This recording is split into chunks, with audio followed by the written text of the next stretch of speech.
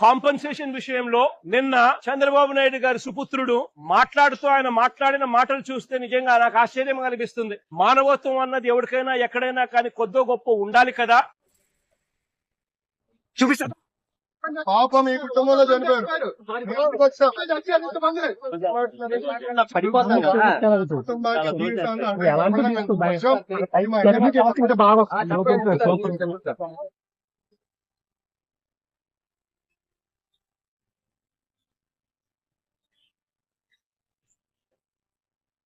ఈరోజు కార్మిక సంఘాల నాయకులే బాధేసినట్టు వాళ్ళు మాట్లాడే విధానం. డబ్బులు ఇచ్చేయండి, డబ్బులు ఇచ్చేయండి అంటే డబ్బులు ఇచ్చి చేతులు దులుపుకుని వెళ్ళిపోమంటారు మమ్మల్ని. కార్మికుడికి 3 నెలల బాధ ఉంది, 3 నెలల బాధ అందరూ బాధ కలిగింది. ఒకరి దొరికితే రేపు పుట్టినరోజు. సో వాళ్ళందరూ కూడా కుటుంబాలకు అండగా నిలబడాలి. బాధ్యత మా పైన ఉంది. వాళ్ళు కేవలం సొంత కాలపై నిలబడతాం కాదు, ఆ పిల్లలు చూసుకోవాల్సిన బాధ్యత ఇండియా ప్రభుత్వం పైన ఉంది. గతంలో ఎట్లయితే విశాఖ ఉక్కుని కలిసిగట్టిగా కాపాడిందో అదే విధంగా కార్మికులకి మేము అండగా నిలబడతాం, ఆ కుటుంబాలకి మేము అండగా నిలబడతాం.